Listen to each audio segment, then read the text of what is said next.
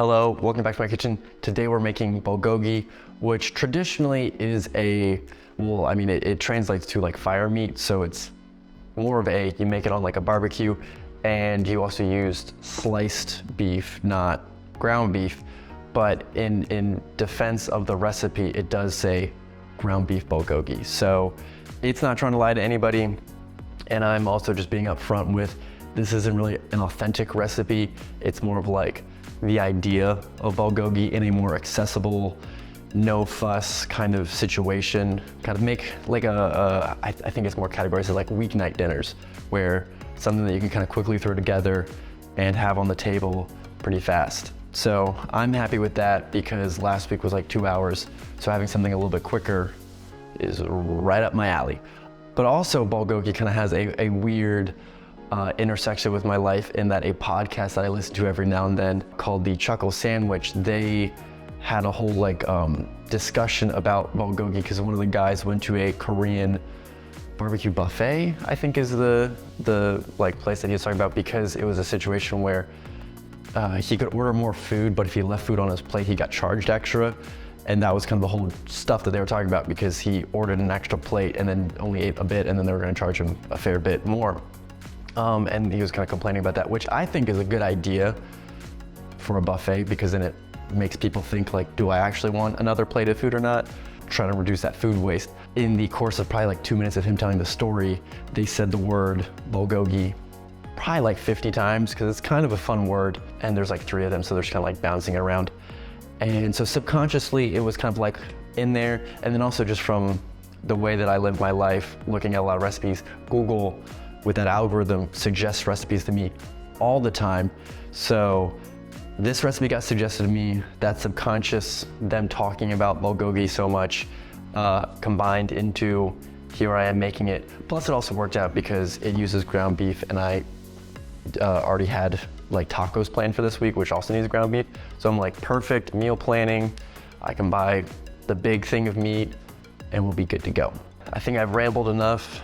We're gonna try and make some delicious bulgogi. Hopefully it's good. I've never made it before. I've never had it in like the traditional way either. But I mean, everything here is pretty tasty, so I'm confident that it combined should be good. So why don't we run through the ingredients and then we'll get into cooking. Ground beef, brown sugar, ginger, garlic, soy sauce, sesame oil, red chili flakes, and green onions. The first step is going to be to prep the green onions, the garlic, and the ginger. So that's just kind of slicing up the green onions and then mincing the garlic and the ginger. And pretty straightforward, not a lot to prep, but it is a fairly quick recipe, so it's probably best just to have this done beforehand, and then we can just kind of add things as they're needed throughout.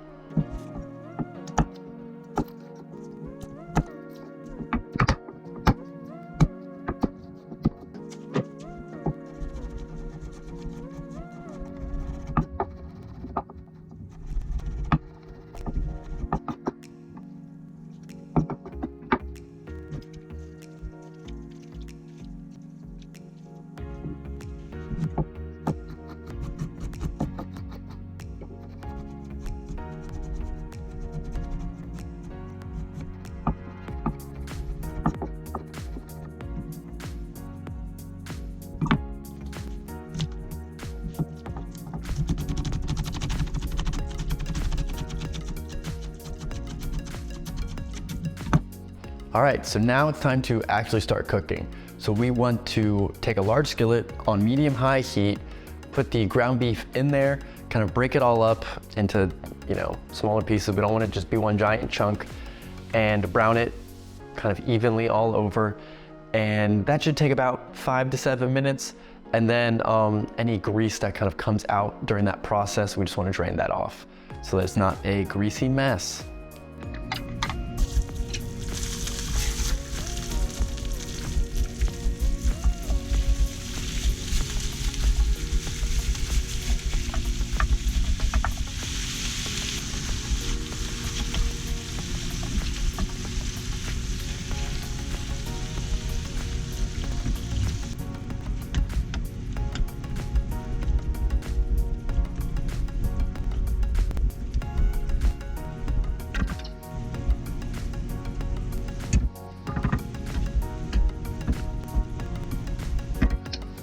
Now we want to reduce the heat down to medium, and then we're going to add in the garlic, the ginger, and then also the sesame oil, and just kind of like let that cook off and then mix it all together. Should take about 1 to 2 minutes.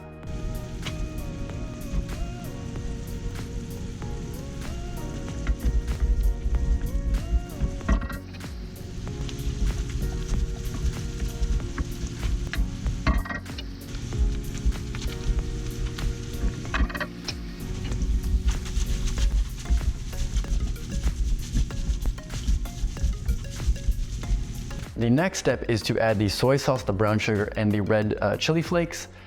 Note with the soy sauce, the recipe calls for reduced sodium soy sauce, and typically when a recipe calls for that, I ignore it because it's usually for like health reasons, and I don't need to have reduced sodium in my life, and also salt is flavor. So I typically just ignore that and just use normal soy sauce, but this recipe does state like, if you use normal soy sauce, it will be too salty. So I'm following the recipe in their note. So I'm still using normal soy sauce, but they say to use 3, I think, tablespoons. I used 4, so just ignore that because I assume that it's gonna be not that salty, so I added an extra tablespoon. But we'll keep an eye on that when we do the taste test. But then you fill the rest of the measuring cup to the half cup, so you get that half cup of like liquid. So yeah, so that's just like the solution. If you don't have reduced sodium soy sauce, do like 3 to 4 tablespoons and then fill the rest with water, and then you should be good to go there. Yeah, so add all those in, and then we're going to let the sauce kind of reduce down for about 5 to 7 minutes uncovered.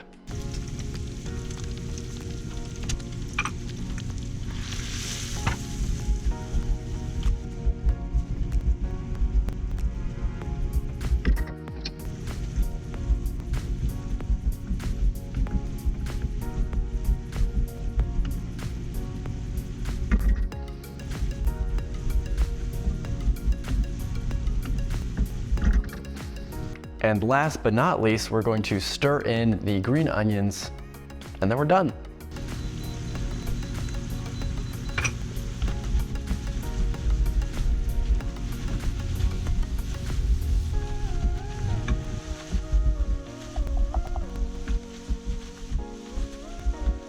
All right, so here we have it. I'm serving mine over rice, which the recipe lists like a handful of other things that you can serve it over, and then also like things that you can accompany with. I think the picture that they have on their site has like a nice little like cucumber like ribbon and some like carrots that were like sliced up. So you can make it kind of look fancy. I'm doing it fairly basic right now, just to kind of see how it tastes rather than how can I incorporate this with other stuff. Let's give it a taste test and see how it stacks up. I mean, the highlight of this, it's very good. It's delicious, it's tasty, make it. But if we want to be a little bit more detailed in that analysis, like time-wise, probably less than 30 minutes. I mean, obviously me with filming and stuff, I have to like line stuff up. It's gonna add a little bit to my time, but I think if I was just focused purely on this, probably less than 30 minutes to get this all done. Like prep included, it's very quick. Complexity, not a whole lot to this. It's mostly just like, I guess the hardest part is like mincing garlic and ginger because you just have to chop stuff small. Pretty straightforward. It's just one skillet and then like 3 things that you have to kind of cut up. Also pretty basic. And then taste-wise, very tasty. So like all of those things, I would give it like pretty high marks because you can do this quick, you can do this pretty simply, and it's a good result that comes out of that. The salt aspect, like, well, flavor-wise, it has some heat to it from the red chili flakes, but it pairs well with the sweetness from the brown sugar. So that's kind of like a nice like sweet, spicy kind of a combo job there. But there is saltiness, but like for me, probably not quite enough. Like it's still good, but like I feel like it probably could use a little bit more. So maybe like 5 tablespoons to the water ratio instead of the 4 that I did. So just like that little tweak probably will help a little bit. And then, yeah, so overall, really good flavors in there. Very happy with this, and super simple to make. So I say, if you need something that's kind of like a quick, simple recipe, and also I feel like you can make a lot of this pretty easily.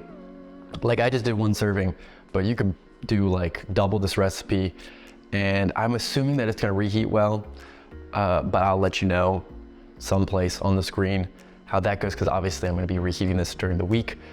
But yeah, like great recipe. Definitely gonna be adding this to my rotation because I have almost all of these ingredients on hand on a given week as it is. So yeah, if I ever have ground beef that I need to use, it's probably gonna go to this now. And I strongly encourage everybody to make this because it is simple and it is delicious.